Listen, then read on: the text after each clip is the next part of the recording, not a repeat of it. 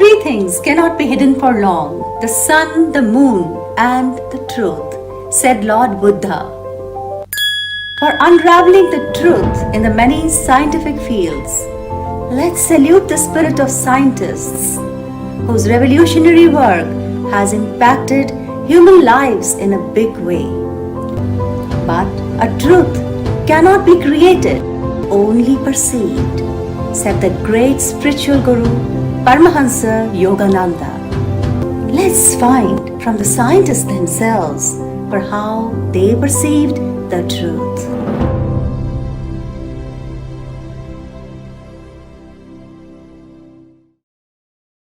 Dr. Vinod Kochupillai, former head of Cancer Center, All India Institute of Medical Sciences, is a medical oncologist of international repute and is currently director, Sri Sri Institute for Advanced Research, Bangalore. She has been instrumental in creating the Department of Medical Oncology at the Institute Rotary Cancer Hospital at AIIMS, New Delhi. Dr. Kochupillai has pioneered the usefulness of fetal liver to stimulate the body's process of making blood cells. She has investigated the role of antioxidant vitamins in cancer biology and worked on new cancer treatments. She is even studying the role of medicinal plants in the management of cancer. While being a hardcore cancer specialist, Dr. Kochupillai has made phenomenal research efforts to study the effect of yogic practices in promoting human health and improving the quality of life. She has about 200 research papers to her credit. For her myriad efforts, she has won several honors and awards. So I just firstly like you to tell us about a few scientific revelations which you feel the most important that you would like to share with a larger audience.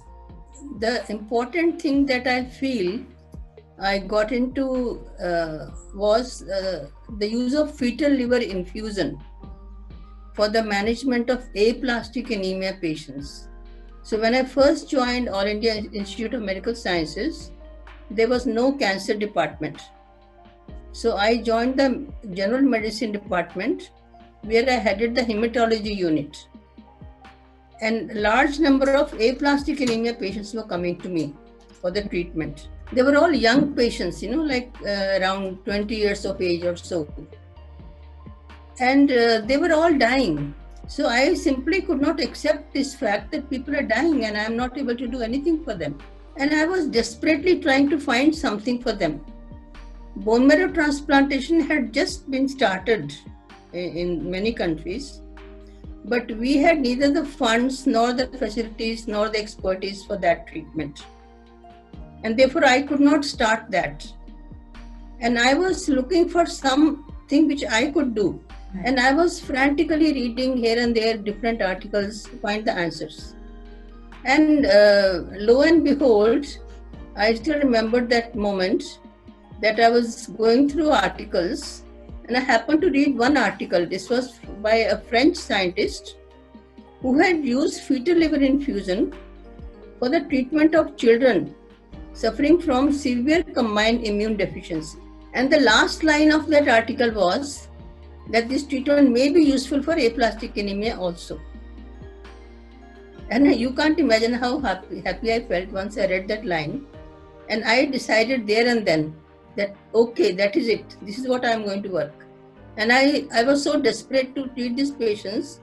I didn't want to waste my time in running after people to get the funds. So what I did, whatever money I had, which I had brought from USA with me, I used that to buy whatever was needed, including one microscope. And fortunately, that room was available.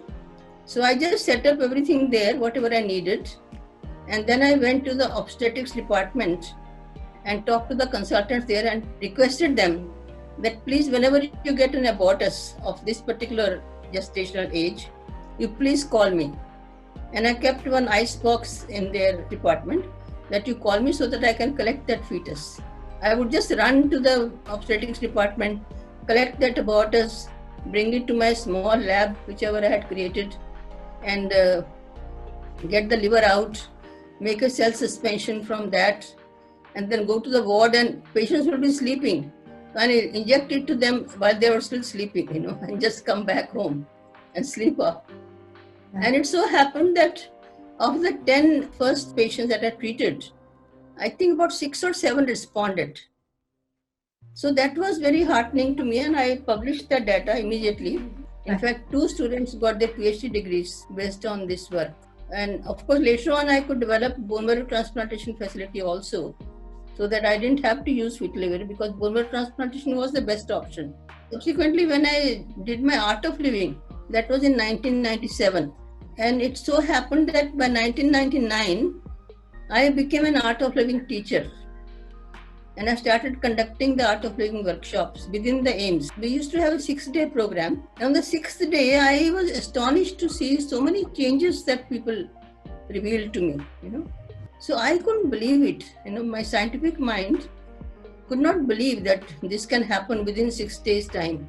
So that is when I shifted my research to Sudarshan Kriya. It was not easy to get the funds to do this research, because I went to this Central Council for Research in Yoga and Naturopathy, and I met the director there, and I explained to him what we were doing. His answer was, there's no mention of Sudarshan Kriya in Patanjali's Yoga Sutras.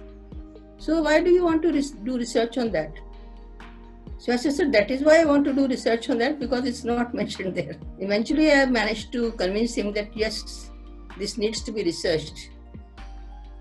So then I got some funds, and I distributed the funds in 6 different departments of AIIMS. And everybody did different aspect of research on it. And so we found out that indeed, Sudarshan Kriya was not only helping the mind, it had direct effect on the brain, it had direct effect on our immune system, on our antioxidant system. So there were lots of positive things were happening, and it was not my imagination, which I saw during the courses. And truly, it was very effective. It's not that I did something, things just happened. When you saw a paper on severe combined immune deficiency, it was a chance event. I'd like to know from you that do you feel that at that moment when your eyes fell upon that research paper, your consciousness level, your awareness level was much higher than it is in a normal state of being?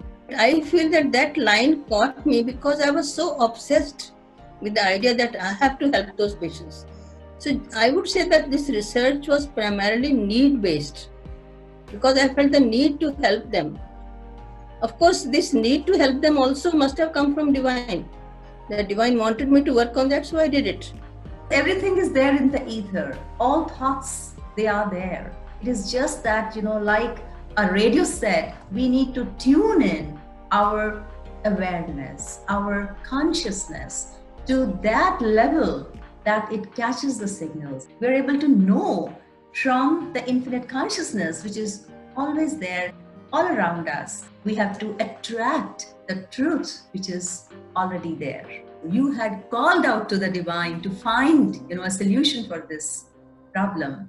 And do you think, if you look at it that way, because it was a feeling from your heart and you wanted people to be helped, the cancer patients who were dying before you? I can also look at it this way. It was partly because I wanted to help them, but it was more like a responsibility that me being a doctor for them, it was my responsibility to take care of them.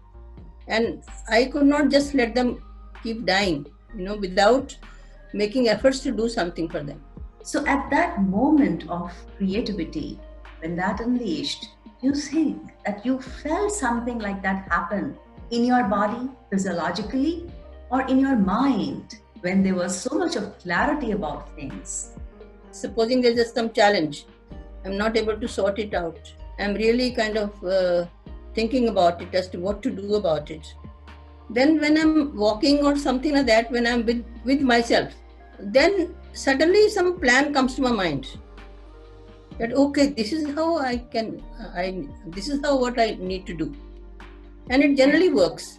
Yes, coming to this point that you have beautifully brought forth, I just want to know that you think that there is this deep state of relaxation which comes to you when you're doing something else other than focusing on your research problem that you're trying to investigate. So, when you're doing something else, you think your mind is really coming down to that state of relaxed form when the divine truths come to you.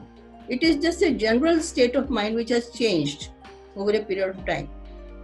And now I feel that when earlier I had difficulty in finding solutions, although I always found solutions to my problems somehow or the other, but now they come easier to me and I don't get disturbed about them so much as I used to. So, do you think that meditation helps in opening our heart and becoming more receptive to the divine grace? More or less continuously I have been doing them for more than 20 years. Over a period of time, they have changed me for a positive. I mean, lots of positive things have happened to me. But again, I am not particularly aware of this fact that my heart is opening, or those things don't come to me, or maybe I'm not aware of them, but they must be happening. Right. You have mentioned, Dr. Kochupille, that you researched on Sudarshan Kriya. Can you tell us about some cases where there was a dramatic change, in their physiological parameters, before and after the meditation techniques that you taught them? We have done it on normal subjects, not so much on patients. I was making efforts to make the patients do this program, and they did also, some of them.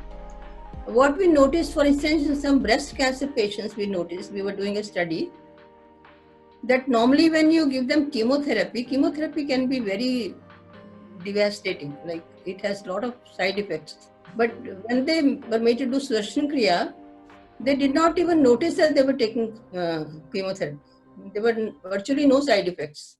Mm-hmm. So that positive effects we saw. And then another effect we saw. So these ladies had come to us with a breast lump, when they were diagnosed with breast cancer. So we made them do the Sudarshan Kriya 6-day program. And then they came to me with their husbands that, "Madam, we don't need any surgery. That lump has gone this way." Wow. So, no, but listen, we examined them. The lump was there. It had not gone. But they were feeling so good after doing Sudarshan Kriya that they thought it is gone. That would have been unethical if I had told them, "Okay, don't undergo surgery." So it was a very difficult period for me to make them, convince them, "No, you still need surgery even though you're feeling good." So that fear part goes away. And I'm sure that also helps in healing. Once the fear is away, that aids to the healing. I never tell my patient that don't get the treatment, only do Sudarshan Kriya. No, never. Right. I think Sudarshan Kriya can be used only as an adjunct. I would like to give you an example of one more patient. Please. He had this Hodgkin's disease. It's a lymphoma of the glands, and it is a curable disease by chemotherapy.